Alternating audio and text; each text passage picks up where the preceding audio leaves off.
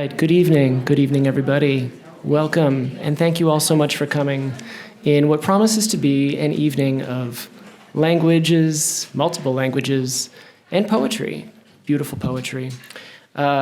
Tonight marks the culmination of some practice sessions with a number of NYU students and faculty, during which we discussed the poetry, specifically the poem L'infinito of Giacomo Leopardi.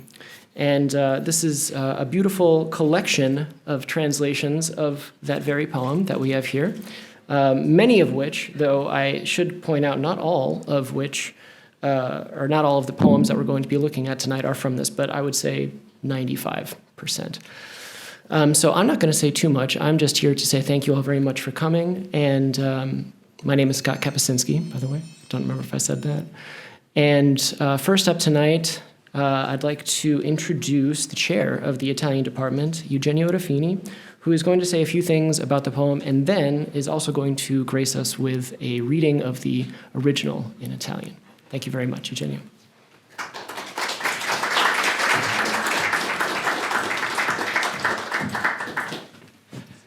Thank you, Scott, and thank you all for being here. I'm also bringing the greetings of Stefano Albertini, the director of Casa Italiana Zerilli-marimò, who unfortunately cannot be with us tonight, but he's been a strong supporter of this project as of the very beginning. And I would like also to mention that one of our speakers tonight, Professor Luigi Ballerini, whom I will introduce in a second, is also, I think, the sort of originator of this night, because already 1 year ago or so, he came up with the idea of doing something about the publication of this pretty thick and large book, which Scott just showed, which includes 100 translations of Leopardi's L'Infinito. Now, all of you who have some kind of familiarity with Italian literature and poetry do know for sure this poem.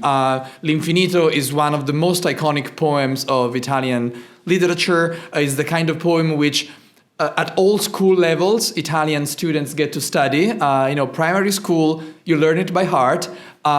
Secondary school, you learn it again by heart. And then, high school, you maybe get to read it a little more in depth. And then, of course, for those of us who go ahead with studying literature in college, the Infinito inevitably comes up again, because it's really considered, one of the most emblematic results of this particular moment in Italian literature, which is the complex sort of imbrication of classicism and romanticism. I won't get into this discussion now, but as you may know, Leopardi by some is considered the most romantic among the Italian poets, and by others is considered the most classic and classicist among the Italian poets. I would say that partly both factions are true, and what Leopardi captures in this particular poem is certainly a significant amount of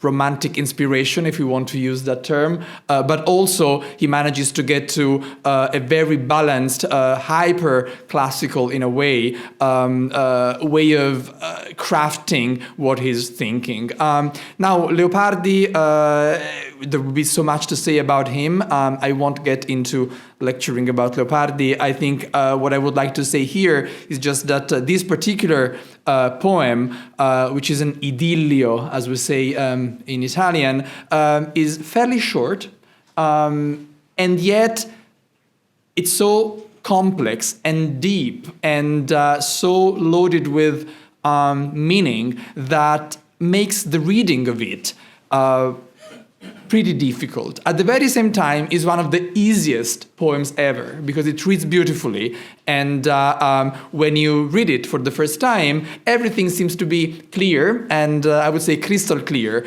But then when you begin to read it again and again, you find out that every single word is extremely, sort of carefully crafted, even words which we don't normally pay attention to, including articles or prepositions. I mean, everything in there is highly sort of crafted and constructed with care. So I think the challenge of reading this poem has to do with the combination of these two layers. Difficulty and depth of what the poem is doing, the kind of work this piece of poetry is doing, and the simplicity of it. It makes me always think about certain kinds of music. You might be familiar with beautiful music by Mozart. I think Mozart and also Beethoven, thinking of people, from the same time period, did manage to do something similar with music. You listen to these pieces of music which are extremely easy, and then once you get to really appreciate them, the complexity comes through. So I'm particularly happy to be sort of convening this event tonight. I would like to thank Scott Kapuscinski because he's really been the coordinator of this event, and I would like to give him a round of applause at the very beginning. So Scott has been working with some of our NYU undergraduate students, but also graduate students, to coordinate in particular the second part of the event. After a panel discussion about L'Infinito and translating L'Infinito, we will have a performance, a reading of poetry, where some of our students will read in different languages this poem, and we will share thoughts about what it means to be reading the same poem in different languages. But before getting to that, we will also have a very informative, I think, panel with special guests. We have Professor Luigi Ballerini, who's a good friend of Casa Italiana and of the department in many different ways, but also a leading scholar of Italian poetry, as well as a poet himself, and someone who certainly will have important things to say about L'Infinito. He will be joined by Jonathan Galassi, who is very well known as an editor and as a translator, and he's the translator of the Canti by Leopardi. This is a very important book which all of us who teach Italian poetry really rely on when we get to doing Leopardi, and I would like to thank him for doing this, because this is a very precious tool and also a very beautiful translation to read. I think he does a wonderful job with conveying the magic of Leopardi's poetry. And then we have Jennifer Zoble, who's a dear colleague from NYU. She's a translation specialist, a translator herself, and also the colleague who runs the translation minor here at NYU. And this event is also a collaboration with Jen and with the translation minor. So we are very happy to be joining forces for things of this kind. So without further ado, I thought I would just, instead of talking about L'Infinito, I will read it, and we will hear the poem again later tonight. But I would like to really begin with sort of making the poetry of Leopardi sort of resound, and we will move from there. Okay? So, L'Infinito. Sempre caro mi fu quest'ermo colle e questa siepe che da tanta parte dell'ultimo orizzonte il guardo esclude. Ma sedendo e mirando, interminati spazi di là da quella e sovrumani silenzi e profondissima quiete, io nel pensier mi fingo, ove per poco il cor non si spaura. E come il vento odo stormir tra queste piante, io quello infinito silenzio a questa voce vo comparando, e mi sovvien l'eterno, e le morte stagioni, e la presente, e viva, e il suon di lei. Così tra questa immensità s'annega il pensier mio, e il naufragar m'è dolce in questo mare. Thank you.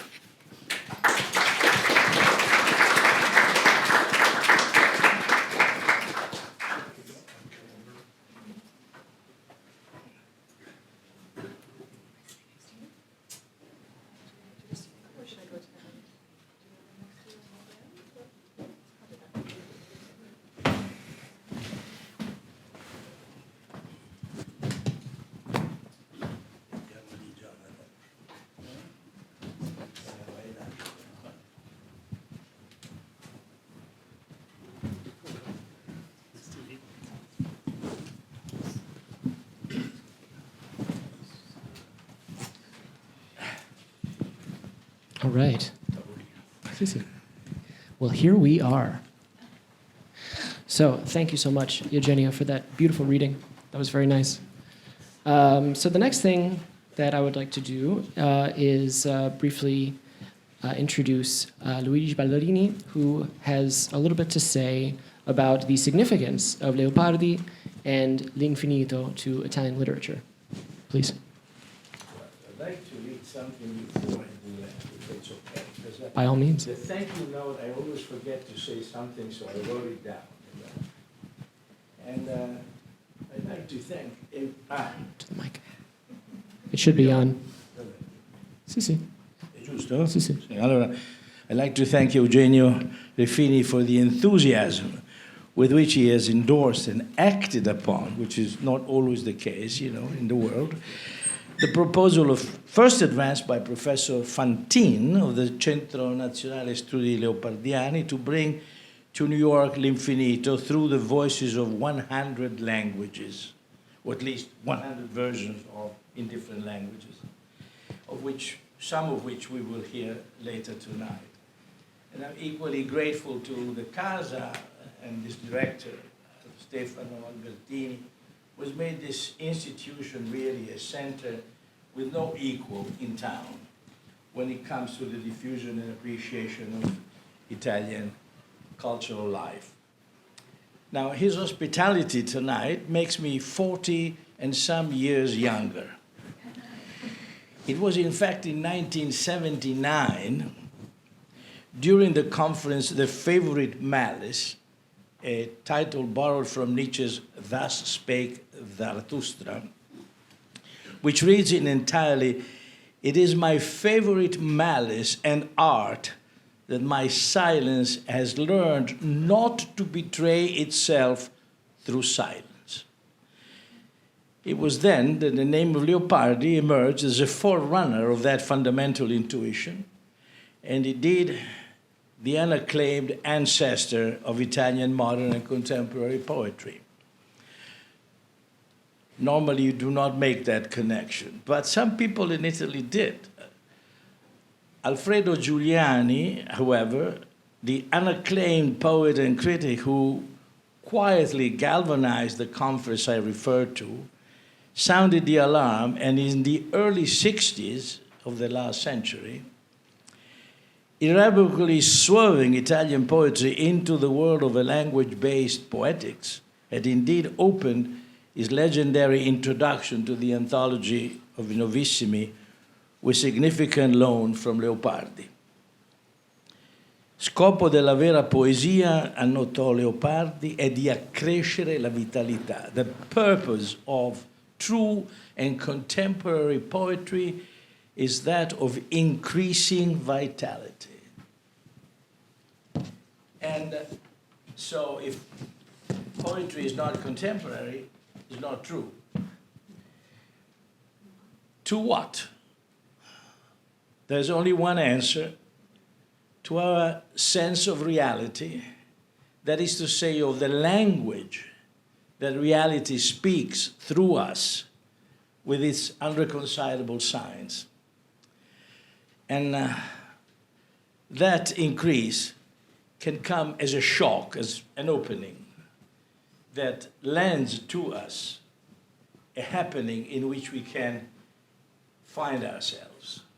To conclude these remarks, let me just say that I'm happy and proud of sharing the stage with a man who has dedicated so much time, energy, and talent to make the over 2,500 pages of Leopardi's Zibaldone available to a readership that, thanks to his effort as a translator and as an editor, is only now beginning to be seen, the poet, in a fair, productive, and historically accurate perspective. There is no Canti without Zibaldone. And only a man as courageous as Jonathan Galassi would see to it to be translated into English and published by a major venue at the helm of which he stood for many years. Now, silence seems to be the subject matter of L'Infinito. Except that, of course, it's a Zarathustrian subject. It has learned not to betray itself through silence. And therefore it speaks. And it speaks, as we just heard it, from the voice of Eugenio, and I'm afraid you're going to hear it again, from my voice. Sempre caro mi fu quest'ermo colle e questa siepe, che da tanta parte dell'ultimo orizzonte il guardo esclude. Ma sedendo e mirando interminati spazi di là da quella, e sovrumani silenzi, e profondissima quiete, io nel pensier mi fingo ove per poco il cor non si spaura. E come il vento odo stormir tra queste piante, io quello infinito silenzio a questa voce vo comparando, e mi sovvien l'eterno e le morte stagioni e la presente e viva e il suon di lei. Così, tra questa immensità, s'annega il pensier mio e il naufragar m'è dolce in questo mare. Thank you.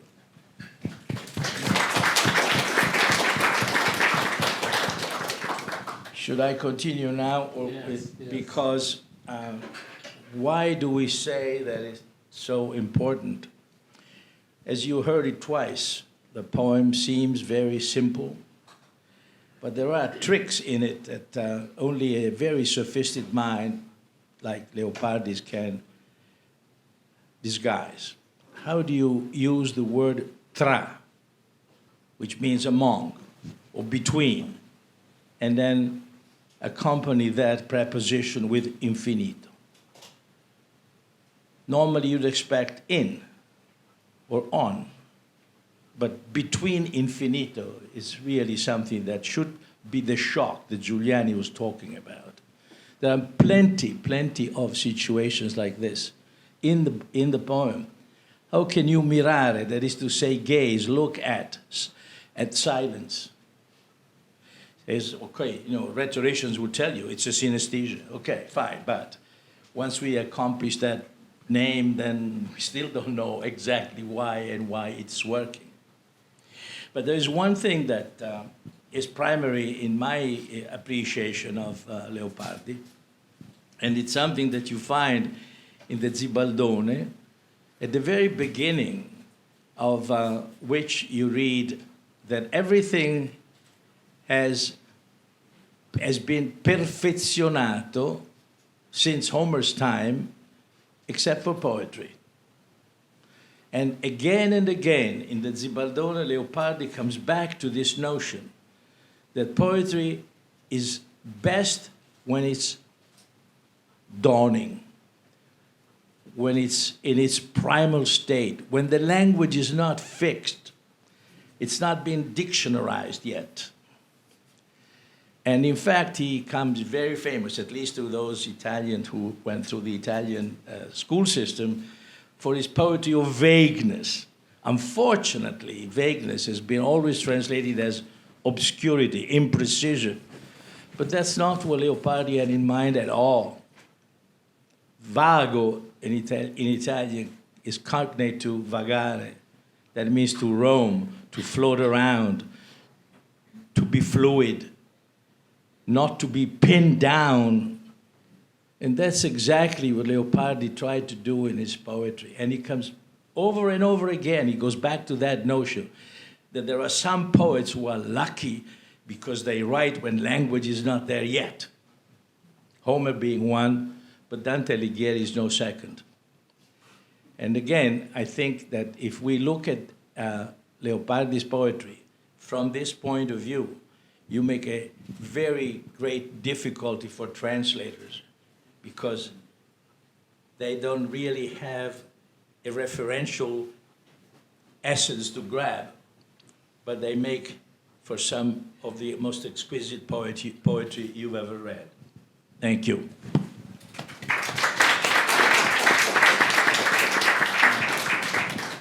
All yours. Thank you, Luigi.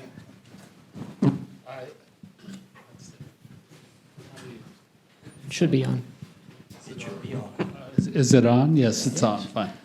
I want to thank Luigi for his kindness and for his perception of the vago, of what's indeterminate. And I think that's at the very core of this poem, actually. Basically, Leopardi describes being on the hill behind his house and seeing these great spaces, and then he uses the word fingo. He creates, he draws, he paints for himself an infinity that's in his mind. It's not real. It's his figment of his imagination, and that paradox is what's at the heart of the poem, I think. But I'm just going to read my version, which I did when I was about the same age as Leopardi was when he wrote it. It's the first translation I ever tried, and it's such a seductive poem that you think you can do it, but as he's shown you, it's full of challenges, and like everything Leopardi does, it isn't simple because it can't be. His mind doesn't work that way. So I'll read it, and then I might say a couple of things about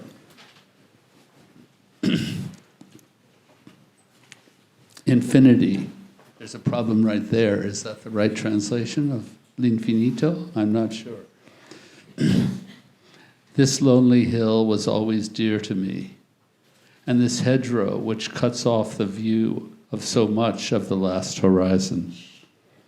But sitting here and gazing, I can see beyond, in my mind's eye, unending spaces and superhuman silences and depthless calm, till what I feel is almost fear. And when I hear the wind stir in these branches, I begin comparing that endless stillness with this noise, and the eternal comes to mind, and the dead seasons and the present living one, and how it sounds.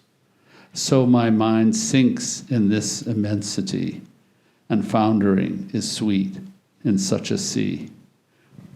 Now, Leopardi.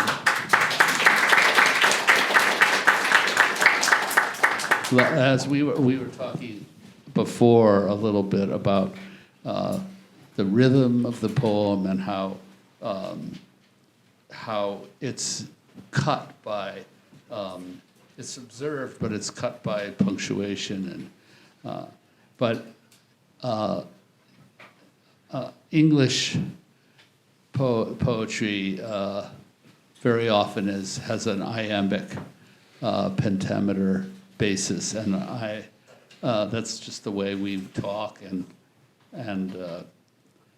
it's the most natural in English, I think, and I fell into using that here, but it's also broken at times, and there are no rhymes in Leopardi's short poem. It looks like it might be a sonnet, but it isn't.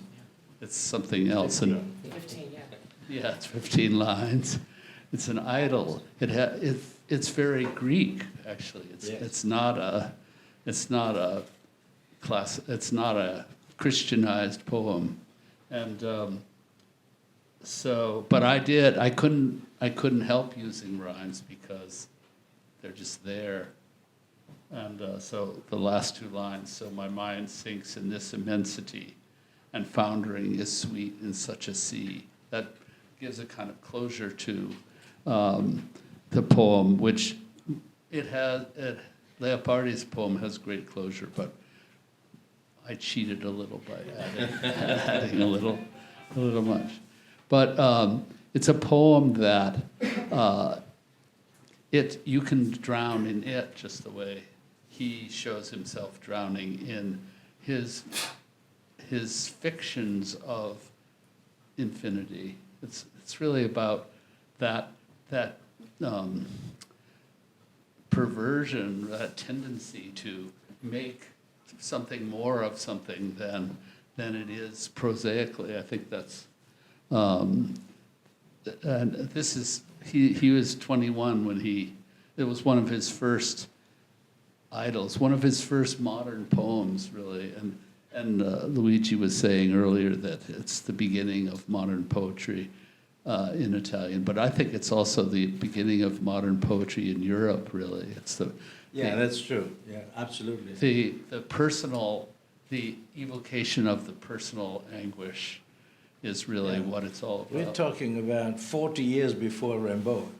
I have to add a little regrettable remark that everyone knows Rimbaud and not so many people know Leopardi, but that's what we are here for, right? But it's very Keatsian too. Yeah. I think it's imbued with the spirit of Romanticism, which is what he inhaled. He didn't just study Greek and Latin. He read everything, and he got infected by Northern European things that his father would never have approved of. So, anyway, it's a poem you can drown in, and I hope you will. Thank you.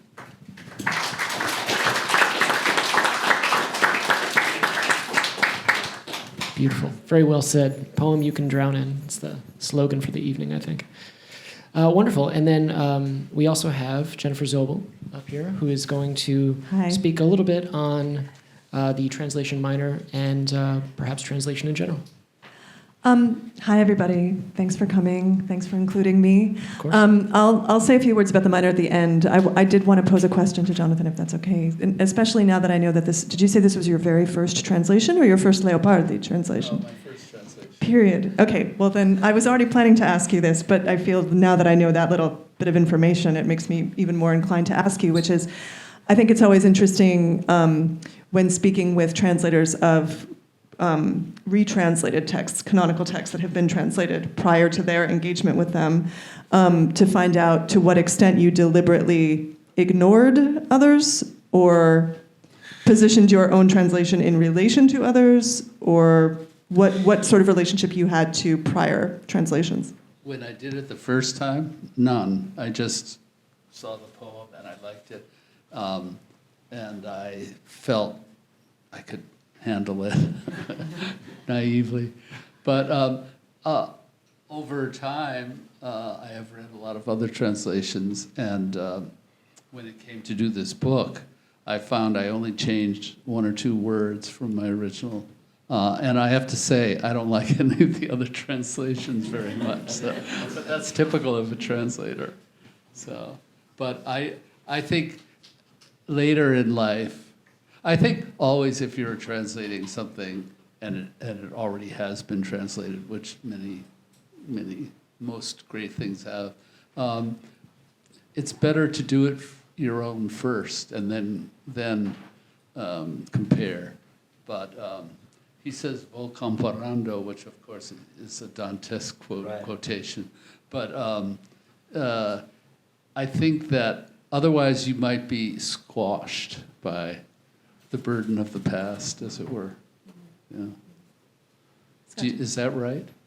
Is that the right answer? Is that right? No, there's no right answer. Of course there's no right answer. Scott, did you have any questions? Or do you want me to? No, please, you can go ahead. Okay. So I just want to say a few words about the minor in translation studies. Some of you probably are already familiar with it, and we have some of the students participating in our event tonight are pursuing the minor. So the minor is an initiative that is a collaboration between Global Liberal Studies, with which I'm affiliated, and the Department of Comparative Literature, but we also collaborate extensively with other participating academic units, including, very happily, Italian Studies. The minor launched in the fall of 2022. It's a cross-school minor, as I just said. It's open to all undergraduates throughout the university. It's interdisciplinary. As you might imagine, because of the departments in which it originated, up to this point, we've tended to favor coursework in literary translation, but we're hoping always to expand to other disciplinary areas. We organize a lot of events, including our annual Translation Slam, which happens every fall, and other events in participation and collaboration with partner departments like Italian Studies. So anyway, if anyone is interested in knowing more about the minor, you're welcome to come up and ask me after the event. But I guess we have several of the students participating tonight can also talk about it as well, because they're the ones who are actually doing it. Wonderful. Thank you, Jennifer. So, I have a question for John. by all means. Because it was your first. And how many times did you go over it? Oh, I always go over everything 100 times. I mean, It must have been a word. For me, the rhythm is very important in the text. So you found you pointed out something very interesting, which is the difference between the iambic pentameter and the endosyllable, which are both kind of natural way of speaking. Actually, the Italians speak in endosyllables, and Americans and English-speaking people speak in iambic pentameter. How did you? Well, I think there is a how would you say an equivalency. It's much more rigid in Italian in that the endosyllable is broken into different parts in other secondary lines or whatever. But I think it sounds so natural in Leopardi, doesn't it? Yes. It's very talky poem, in the best sense. And I aim to have something like that. Yeah. As a matter of fact, one line that I think Eugenio stressed very well is the combination of quello, which is that at the end of a line, and infinito at the beginning of the other line. But normally, when you have a vowel at the end of a word and another vowel at the beginning of the following word, you try to squash them together. Now, that's what you have to do if you read these endosyllables, except that you are so tempted to do that, and then Leopardi puts a halt on it. He says, you have to do it here because the combination of the two vowels is broken into two different lines. So I think it's sensational. I mean, we were talking about details, but if you do not appreciate details, poem, yeah, absolutely. Right? Yeah. So one more question, if that's okay. Before you read your translation, you did raise the specter of the title. Do you want to say any more about that? Well, the infinite, infinity. We could argue for an hour about that, he and I. And I'm not sure I like the title I used, but it's too late. It's on the books. Pardon? It's on the books now. Yeah, it's on the books. Of course, no books are permanent anymore. That's true. So, I don't know, is that what you meant to get at? Yeah. Well, to be honest, we could spend another hour doing this. I will ask one question, but we do need to then hurry. So this actually just sort of occurred to me as we were sitting up here, and I hope you'll pardon me drawing this from the American canon in a sense, but perhaps as one of the translators up here, that's apropos. So Robert Frost writes in The Figure a Poem Makes, which is a sort of a little bit of a treatise on poetry that I've used over the years with students. And he says, among other things, that a poem should begin in delight and end in wisdom. And I often pose that question just sort of as a general. And so I pose that question now to you all. Is this a poem that begins in delight and ends in wisdom? Not easy, but I think I can fashion some sort of an answer. Please. I think you have to consider the fact that there are in the world very many logics. Most of the time we use what you could say an instrumental logic. You want to be logical because you want to extract a piece of information or obtain an object. And if you're not instrumental in your logic, you miss out on the information and the object. You can't be too poetic if you want to buy pears at the greengrocer, right? So if during the day, this is what we do, 99% of our time is spent by using language in this very, very limited way. Now, poetry does not obey that logic at all. Light and wisdom, it's a very nice way of putting it. I think we are saying the same thing when I imply that there is a truth in a poem which is present because it produces an effect, but you cannot prove it or deny it. Now that's a kind of very special logic. You know, we are accustomed to analytical logic. A is not A. But in poetry, A can easily be not A. Absolutely. Thank you. We use oxymorons all the time. Sure. You know, just, everyone says, "Oh, that's a very bitter sweetness," you know, and so on. So what I'm saying is that when you start reading a poem, you should drop the kind of logic that has that brings you to recognizing words, and start focusing on the relationships that the words have in the text, which is by far more important. In the 1800, Beccaria, the man who wrote the first book against capital punishment, by the way, on crime and punishment, also wrote a very important book on style. Huh. And he says that you cannot say white snow, because it would be like saying snow, snow. There's no other color for snow. You can say snow white because there are many kinds of whites. And so the combination and the relationship, the nextness of a qualifier and a noun should thrill you, should come to you as a shock, as Leopardi said. Should come to you as a revelation, as light. And then you start seeking for wisdom. Whether you find it or not, I don't know, but that's your search. And it's hoping you come to terms with accepting a truth which you cannot prove, but you cannot deny it. To me, what Frost is sort of saying, he seduces you with the naturalness of his tone, etc. And so in that way, I think he and Leopardi have something in common, because Leopardi seduces you with the beauty of his and the logic. But by the time you get to the end of a Frost poem, you're in deep. You know, it's usually it's turned you around a lot. And but he's a seducer, and he uses beauty to do that, delight to get you to wisdom, I think. So it sounds like they do share quite a bit. I think so, yeah. Wonderful. You know, I think Eugenio mentioned the fact, and you too, that this is an idyll, right? An idillio that can be easily confused with a vignette.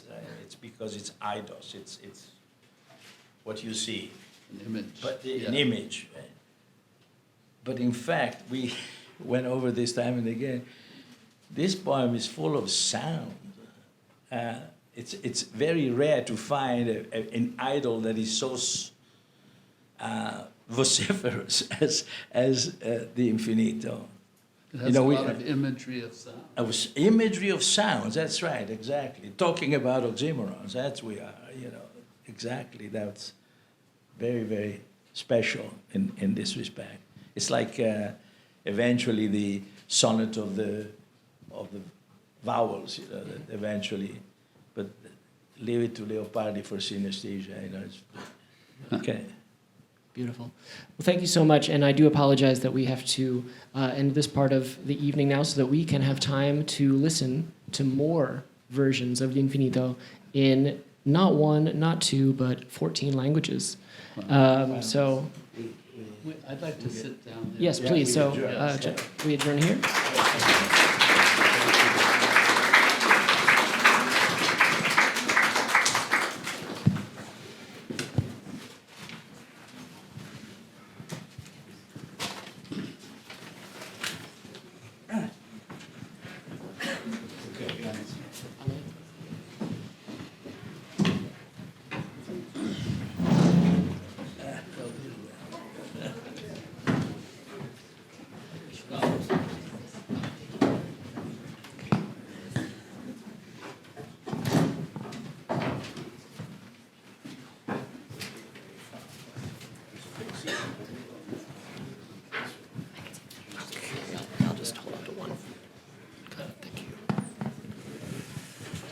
Okay, so now,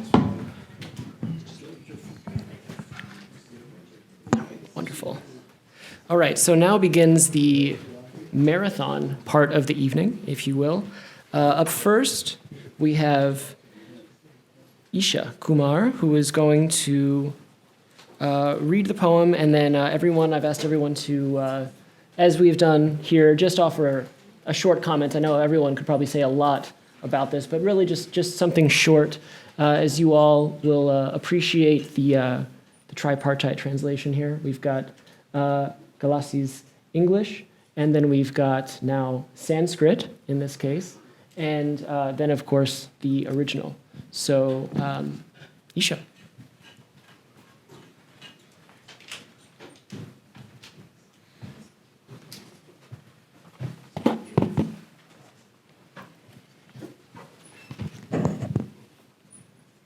अनन्तः सदैव रुचिकरो मह्यं निर्जनोऽयं गिरिरपि च खल्वेते गुल्मकाः ये वरुन्धन्ति सर्वतो मम क्षितिजस्यावलोकनं परं स्थितोऽहम् अवलोकयामि गुल्मादनन्तरमनन्तस्थानं व्याप्तं हि मौनं मनुजेतरन्नु शान्तिं प्रगाढां परिलक्षयामि विचारशायां परिकल्पयामि यत्रास्ति मूढ प्रायन्नुचित्तं श्रीगोमि वातं तरुषु स्वसन्तं तुलयन् रवेण परमां हि शान्तिं सनातनत्वं विगतं च कालं परिपूरयामि प्रकृतं सजीवम् आनन्त्यमग्नस्तथा मे विचारो निमज्जनं रोचतेऽस्मिन् समुद्रे.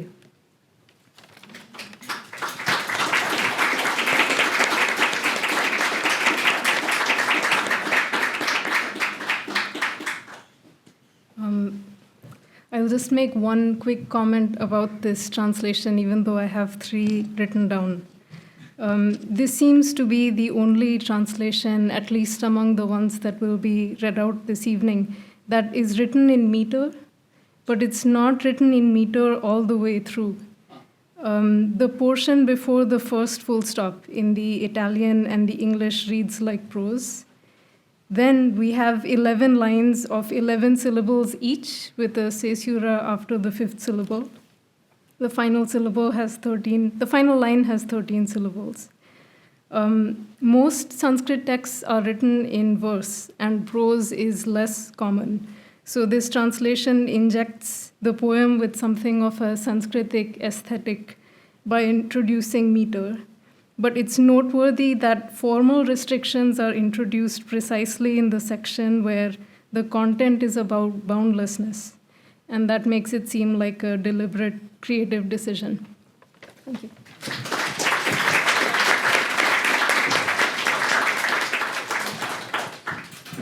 All right, next up we have Anand Kumar. This will be our one translation of the evening, an original, not from the book. Anand, I think you can just hit this. Oh, you got it. Great. So this translation is in Angika, which is actually a pidgin language, which is a combination of Maghi, Bhojpuri, Maithili, and Bengali. And in contemporary times, I will also say it includes Sanskrit and to a degree Urdu. ई एगो सून पहाड़ हमनी के बहुत प्रिय रहे। ई बाढ़ जौनो इतन बड़ हिस्सा हमरा से छेक ले छे, दूर के क्षितिज के जैसे हम बैठल बानी और ताकतता लीन होके हम अपन विचार माँ सोचे छी उ बृहद जगह जोखे रहेला ई सीमा से कोसों दूर। उ करामाती सून आराम जोखे बड़गाड़ होला एक पल लागी हमनी के चैन पड़ जाला। जैसे हम सुने छी हवा के जो के गाछ माँ से बड़बड़ावत ह ओके कहार हम तोले छी उ बृहद सा। शाश्वत चीज जे याद आवत ह उ सब कारण जे मर गईल ई जे हमर इर्द गिर्द जियल बाड़ू आपन शिकायत उचारत बा ऐसे भटकत यह विशालता में हमार विचार डूब जाला ई मीठ बा ए समुंदर पर जहजिया के डूबेला. So this translation, I will say, tries to go back and ties to the idea of sound. In the translation, you will I've used the words like barbaravat, which is kind of like the sound of the gurgling sound of the water, and likewise other acoustic, which is very much present in the original language of Angika, and I've tried to bring that here because as much as is in this very scene the nature present in the original poem, the very subject of Angika poems, poems in Angika, it relates to nature and very much alike. So yeah, thanks so much.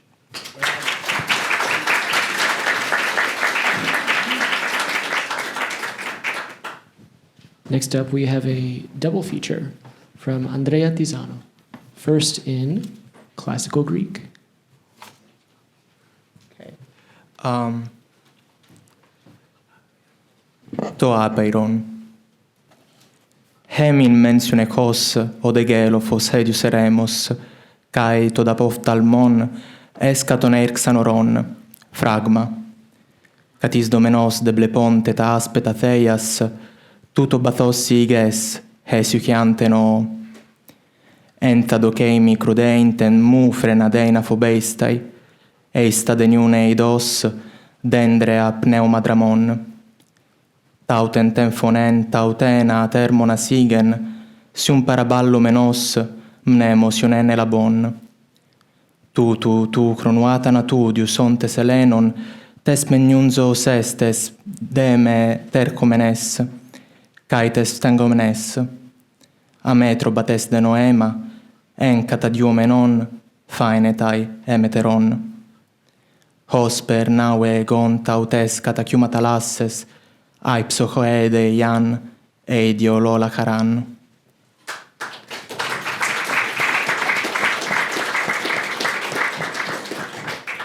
So I will first read also the Latin version, and then we'll comment on both of them. Versus de infinitate.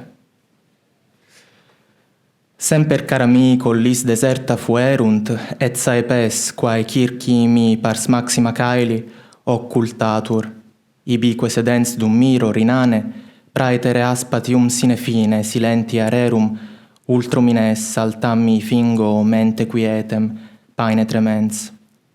Frondes quauris agitantibus illa, infinita levi conferre silenti avoci, meiuvat, atque evum cordim mortale recurrit, mortua saecla, et aspre esens et murmura vitae. Immemor immenso, sic mergor gurgite lenti, naufragus oceani sic suaviter obro rundis.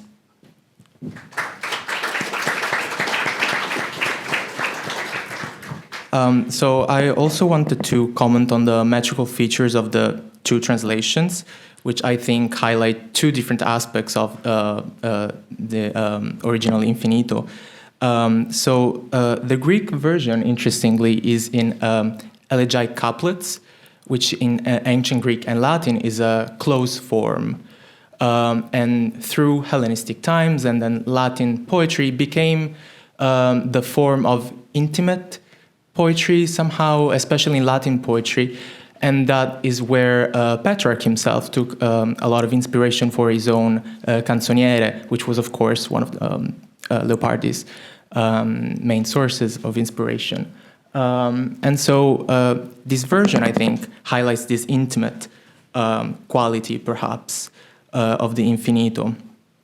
While the Latin translation is in hexameters, and this is the verse of epic poetry, of course, and didactic philosophical poetry, but also of idyllic poetry itself. So the original form that Leopardi was trying to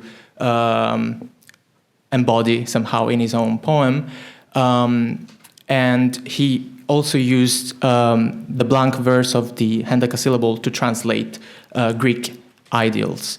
And so perhaps this is closer to what Leopardi would have wanted, embodying both a kind of primordial, epic, and at the same time philosophical aspect, but the more intimate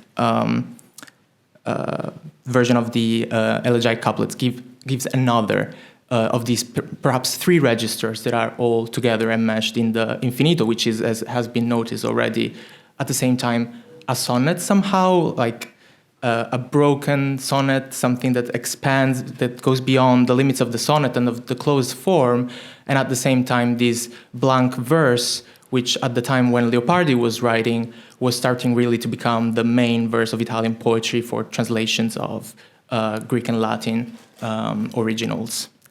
Thank you.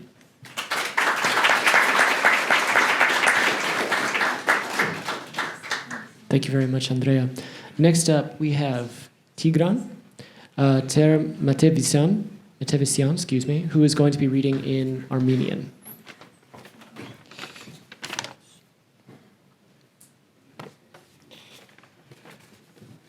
Սիրել եմ միշտ այս բրակ եւ այս տունկեր, որի մաչքից խլում են հերու կամարն երկնից, երբ նայում եմ նստած մենակ այս ամենին, ես այն հերուն եմ երազում, ու լռություն ու քաղցր հանգիստ սպասում են ինձ, եւ աներկյուղ եւ անթախից, բայց երբ քամուց տերևների շշունն է ինձ էլ մեկ էլ հասնում, այն լռությունն անխզելի մտքիս մեջ է պատկերանում, անհունի մեջ ես խորասույզ, դարերն այն ժամ բերում եմ միրտ, հիշում եմ եւ խռովահույզ ապրողներին հիմա ամիտ եւ իմ հոգին անվախճանի ծոցումն հալվում է անկմված որ թե ինձ այն ովքյանի գիրիկն ընդուներ համատարած. So few things which I think are very notable to perhaps mention here is the fact that first of all, Armenian is a very poetic language, and I very much believe this translation embraces the poetic nature of the language, where even though there's a lot of non-consonants in the language, it is still very much easy to understand and grasp the meaning of the original translation, and it very much also bodies, in my opinion, what Leopardi wanted to say in his piece. I feel like since then, the language and the way such poems are written in Armenian has changed with the way that language has developed, but I feel like this very much embraces the 19th century Armenian poems and the nature of them. Thank you.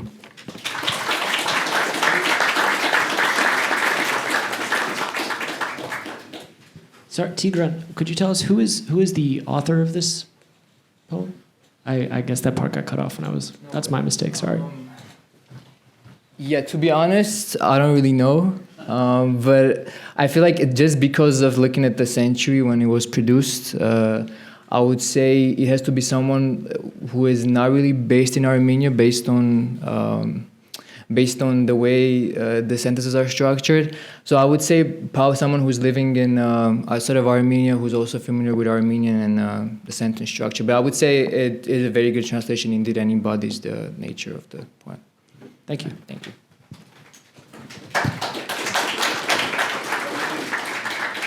Next up, we have one of our esteemed faculty, Ara Marjan, is going to be reading for us in Catalan. So, from an Armenian reading Armenian to an Armenian reading Catalan. This translation is by Narcís Comadira, who is a Catalan poet, painter, and also politician, interestingly enough, from Girona. So this is L'Infinit. Sempre em focar aquest eixor turó i aquesta barda que de tanta part... Is that better? There we go. Que de tanta part de l'últim horitzó l'esguard em priva. Més assegut i contemplant immensos espais més enllà d'ella i sobrehumans silencis i una quietud fondíssima. Jo el pensament fingeixo. Tant que, per poc, el cor no se m'espanta I com que el vent sento mormolejar entre les bardisses. El silenci infinit, aquesta veu, vaig comparant. I allò, etern, em revé, i les èpoques mortes, i la d'ara vivent, i el so que fa. Així, en aquesta immensitat, se'm nega el pensament, i naufragar més dolç en aquest mar.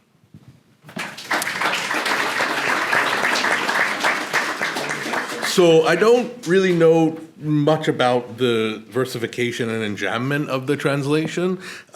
Just some sort of lexical curiosities is that Comadira has chosen the word aixorc for ermo, and ermo exists in Catalan, but he's used a word which is evidently Greco-Gallic, but was assimilated into Latin, and literally means sterile.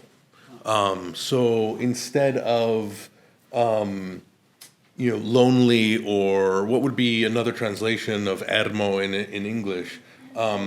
He's solitary. He's gone for something even more anemic in a sense, almost. Turó is basically means a hill, but interestingly enough is a pre-Latin word. Even though obviously Catalan assimilated a different kind of Latin than did Spanish, which is why lexically and grammatically Spanish is usually the oddball out, and Catalan, French, and Italian are much closer. And of course you can tell how united both the Italian and Catalan are just lexically. Fingo becomes fingesciu, and silenzi infinit is not too far from the Italian either. So, yeah, thanks, and thanks to Scott for putting this together. Thank you so much, Ara.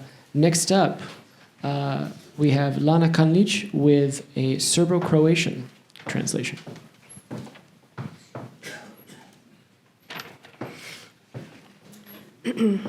Beskrajnost. Vazda mi mio brežuljak ovaj osamljeni bio, i živica ova što toliki dio, krajnjeg zrenika pogledu mi skriva. A dok on motreći preko nje zamišljam, bezgranične prostore i nazemaljske šutnje, i vrlo duboki mir da se gotovo srce zbog toga plaši. No, slušajući šumore vjetra, u krošnjama stabala ja tu beskrajnu šutnju uspoređujem sa ovim šumovima i mislim na vječnost i na mrtve epohe one i na sadašnju živu i na njen zov. Pa moja misao o tu beskrajnost tone i brodolom je meni omilio na tom moru.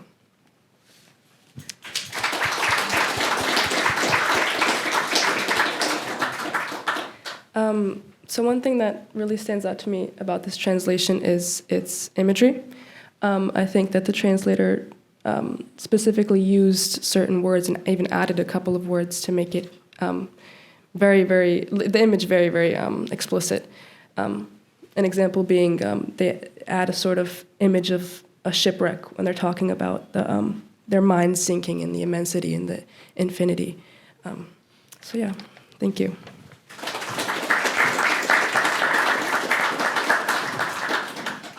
Thank you very much, Lana. Next up, we have Alex Ten, who is going to be reading in Mandarin.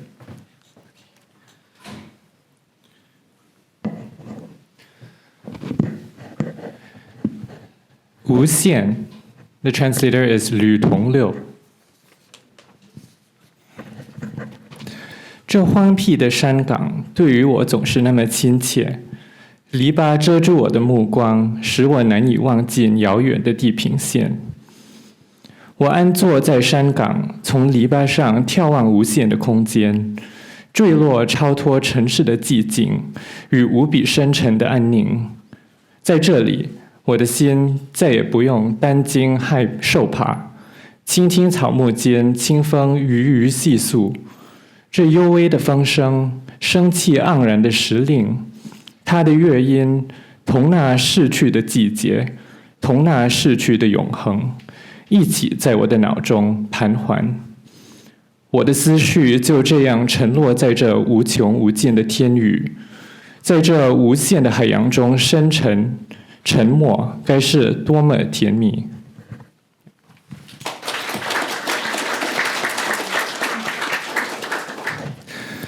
Something that first strikes me when I read the Chinese translation is how much longer and more elaborate it is than the English.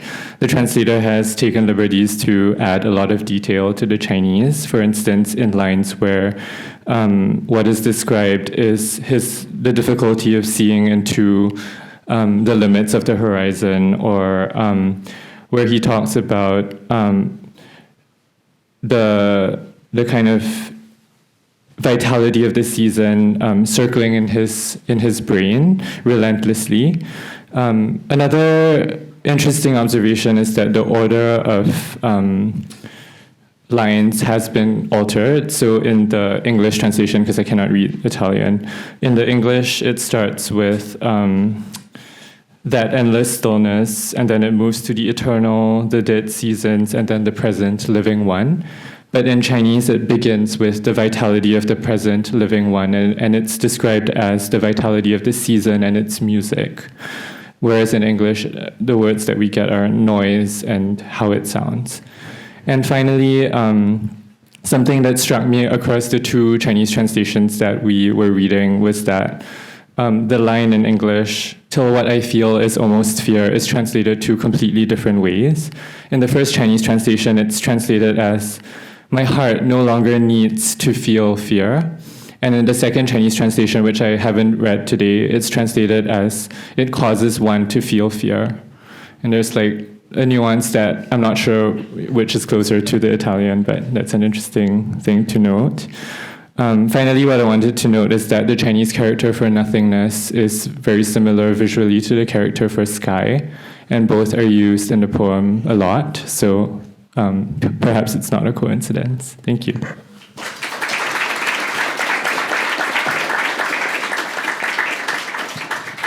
Thank you very much, Alex. Next up, we have Nick Lobo, who is going to be reading for us in the Arabic.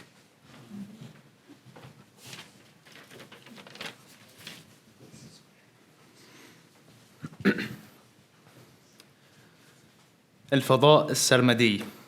The translator is Samir Marcos, an Egyptian Italianist. عزيز على قلبي كان دائميا هذا التل المنعزل، وهذا السياج الأغر الذي يقف في الأفق النائي عن الطرف بمعزل، غير أني وأنا في الفكر غارق أتأمل فيما وراء الجبل الشاهق، في الفضاء الرحب الساحق، في سكون الليل الهادئ الماحق، وأغوص بأفكاري في ذلك الفضاء وفي ذلك الكون اللانهائي، إذ يضطرب مني الفؤاد من شدة الوجل والسهاد، وكما أسمع صفير الرياح ويتمايل بالزرع الفواح، فأقارن ذلك السكون السرمدي بذلك الصوت الأبدي، وأتذكر الخلود والفصول الغابرة، أتذكر منها الحية والحاضرة، أتذكر صليل الأزمنة الثائرة، وهكذا في هذا الفضاء السرمدي يغرق فكري بشروده الأبدي، كم هو حلو لدي الغرق في بحر اللانهائي.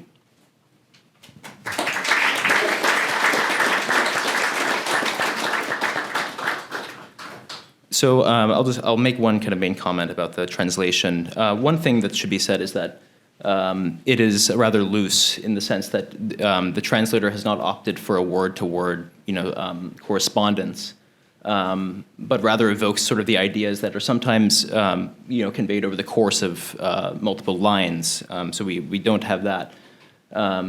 Unlike traditional Arabic poetry, which is always metered and in meter and rhyme, this translation more closely corresponds with the modern free verse tradition. And so there are the acoustic quality that is evoked by some of these words, particularly at the end of lines. It's not a consistent rhyme scheme. but there are these phrases where the same sounds are repeated. The last comment I'll make, it refers to the title and multiple points throughout the piece, is that this word infinity or infinite is rendered multiple ways. Classically in the Arabic literary tradition, there are three, I would say, most important sort of concepts of infinity. There's one abad, two of the three of which are in this translation. One is abad, which means something that has no end. The other is azal, which has no beginning. And this word that he has used in the title and elsewhere twice again in the body of the poem, sarmad, is that which has no beginning and no end. Thank you.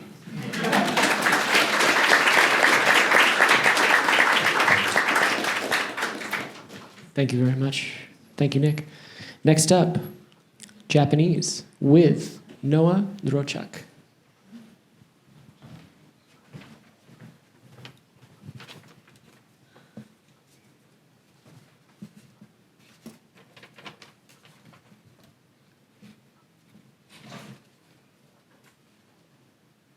Oh, do I click? Just think the space bar should do it. Yep. Okay, great. Okay. 無限、常には我が身に愛しきは寂しきこの丘、そしてまた地平の果てから我が目を遮るこの木立。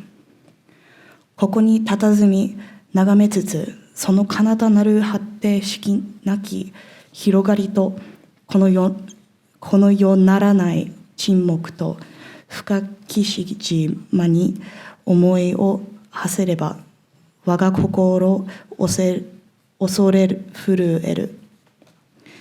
また木立の間の風そよぐ音を聞くとき、その限りなき静寂をこの風音になぞらえながら永遠を死に去り行きし、歳月をまた移しよの今この時を、その音を心に浮かべる。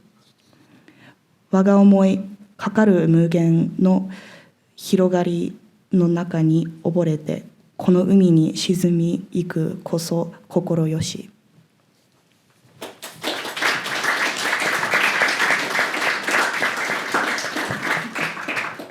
The one comment I will make about this is actually maybe two, is I find that the form is true to the Italian and also the English.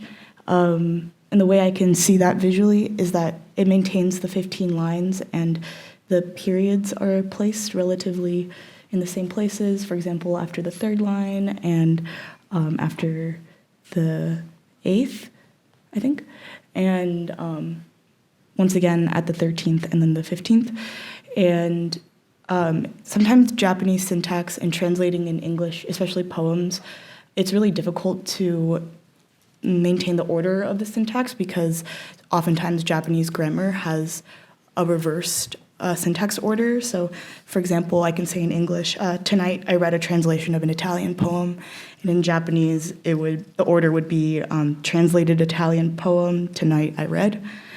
So it's in complete reverse, and so I think something that the Italian poem has a lot of are ongoing commas and kind of sections of like a list, like a litany structure, and that is really helpful in translation, I guess, because you don't have to maintain a grammatical logic. You just can write the list in the same order that it was written in the Italian. And this translation particularly comes across very modern to me because of the use of the word waga, which is me or my. So a lot of times in Japanese, you drop the person who is speaking. You don't say, my name is Noah. Sometimes I would just say, name is Noah. And here there's waga mi is the first one, which is the first me, to me.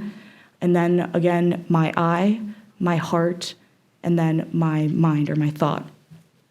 And I think the presence of an I, like the way it's used in English, being present in Japanese is a very modern, like post Meiji era style, which is very enjoyable to look at. So, thank you.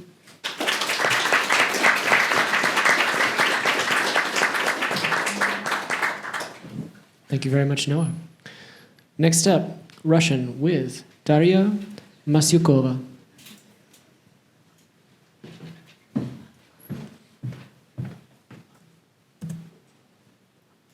Oh, you can skip that, yep. Бесконечность.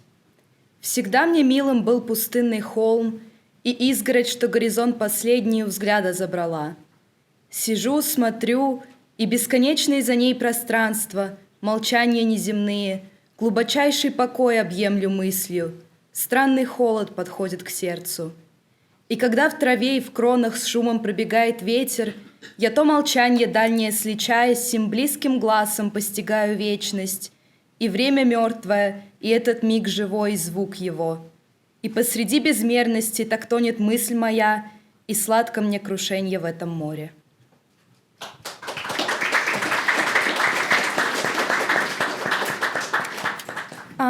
In my opinion, the beauty of translating poetry lies not in the literal translation, word to word, but rather in transmitting the atmosphere and the feeling of the original piece to another language, the language that might work, read, or sound in a completely different way. There were two different Russian versions of The Infinite provided in the book, but I found this one more appealing due to the very specific way it was translated in. If you check the footnotes, you will see that this translation was published in 2013, but it is actually written in a very old-fashioned manner, and without knowing the date of the publication, you would have probably thought that it was translated at the same time Leopardi wrote his original piece.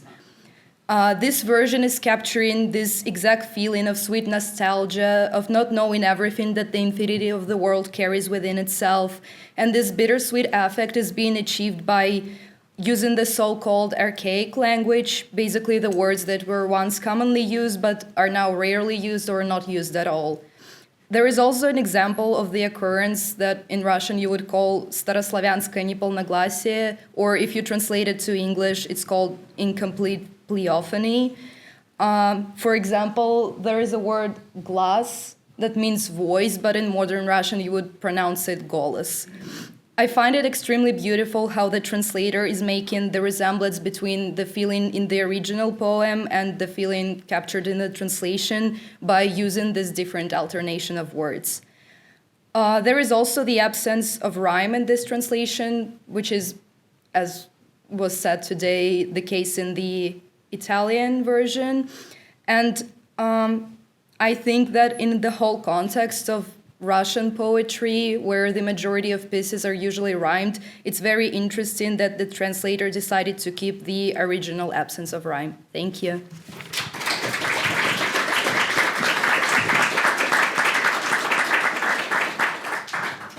Thank you so much, Daria. Next up, we have from the graduate department, Stefano Scandella, who is going to be reading in German.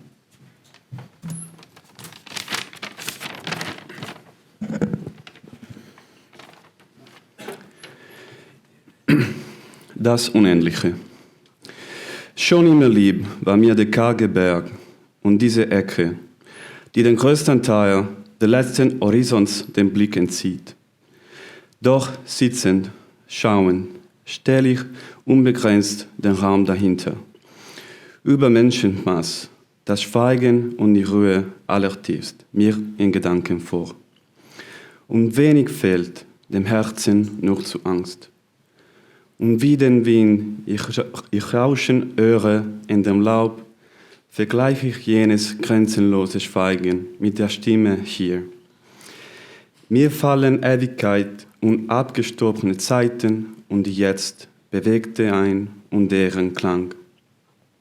So geht in Unermesslichkeit mein Denken auf, und Sinken ist mir Glück in diesem Meer.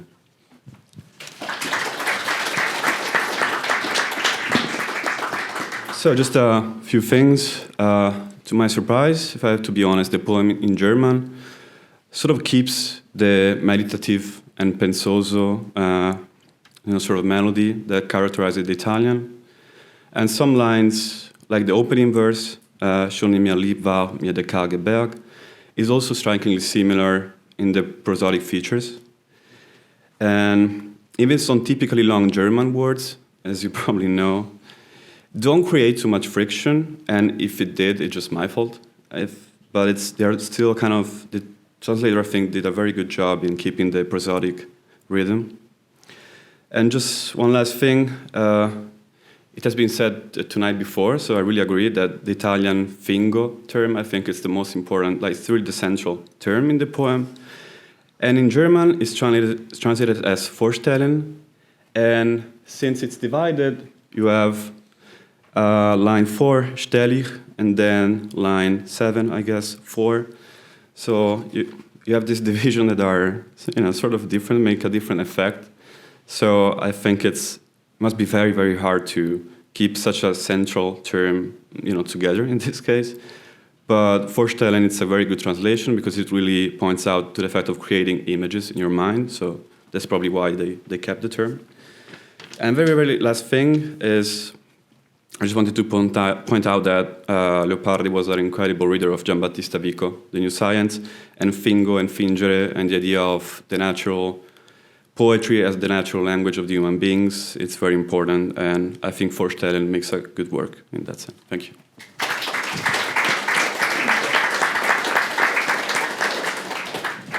Beautiful. Thank you, Stefano. Thank you for the comments.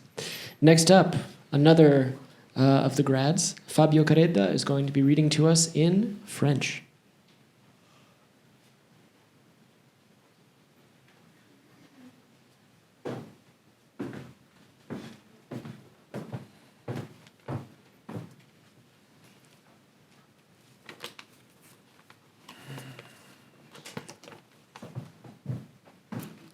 This is a very great translation. L'infini.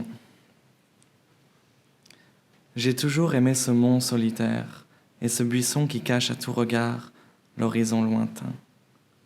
Mais quand je m'assieds pour mieux observer, je me représente, au fond de mon cœur, l'espace au-delà. Calme surhumain, très profonde paix. Pour un peu, je suis perdu d'épouvante en entendant geindre entre les feuillages le vent. Je compare à cette voix-là l'infini silence, et je me souviens de l'éternité, des mortes saisons, et de la présente et de la vivante, et de sa rumeur. Ainsi, dans l'immense sombre ma pensée, et dans cette mer, il m'est doux, enfin, de faire naufrage.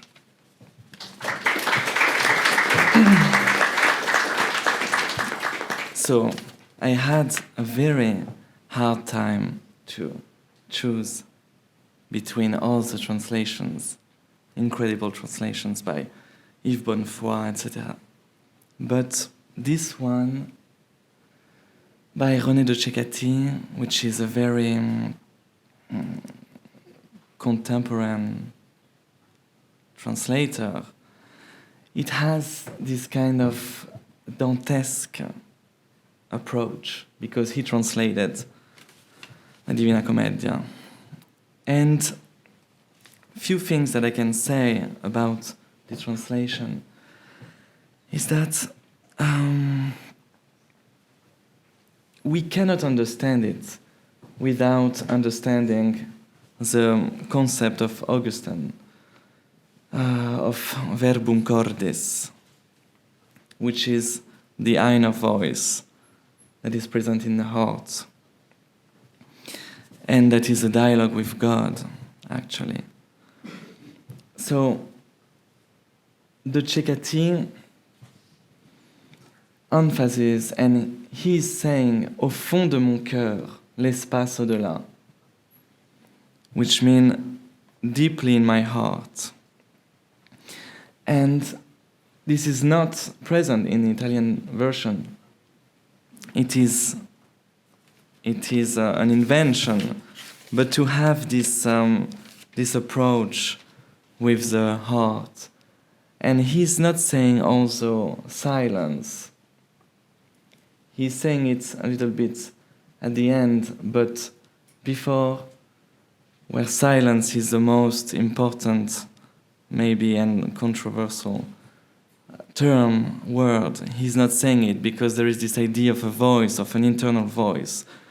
And if we think of Dante, of the paradise, and of the phenomenology of the internal voice, we think of music, of dance. And I think that De Cecchetti translated this way in this poem. Also, at the end, he says, Il m'est doux, enfin, de faire naufrage, which means finally. So there is this idea of a kind of, he's kind of reaching something inside him, inside his heart, and God, if we have this paradisiac view on it. Thank you.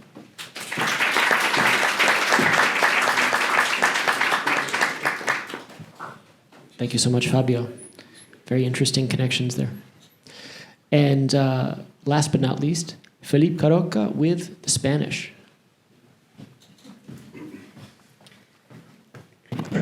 Hello, everyone. Okay. Oh, wait, could you...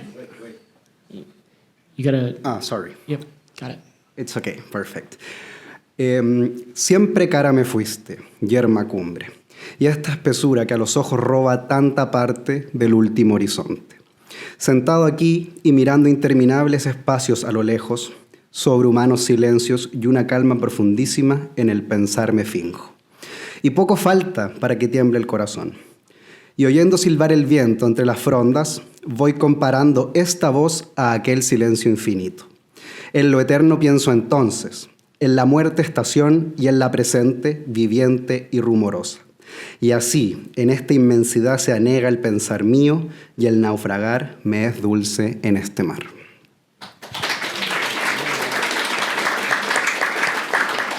Well, I would like to highlight briefly two things. First, it seems to me that in the translation, in the Spanish translation, certain images seems more greater than in Italian. For example, in the first verse, says "ermo cole," in Spanish is "yerma cumbre," but cole means hill, and cumbre in Spanish means something like the summit of a high mountain. It's something, in a sense, referring to something bigger. In the same sense, if you see the second verse, says "cuesta siepe," and in Spanish says "esta espesura." And siepe seems to be a hedge, but espesura is something different. It's like thickness, it's like density. And again, the image seems to be more strong, more... And also, if you see the verse 9, again, in Spanish says frondas, in spite of piante. And frondas is something like front in English, and piantes means plants. So again, it seems like the figure is more accentuated in the Spanish translation. My last thing to say is the close similarity in the last three verses in the Spanish translation and the Italian original. Y si en esta inmensidad se anega el pensar mío y el naufragar me es dulce en este mar. I think that even if you don't know Spanish, but you know Italian, you can clearly figure out the meaning. Thank you so much.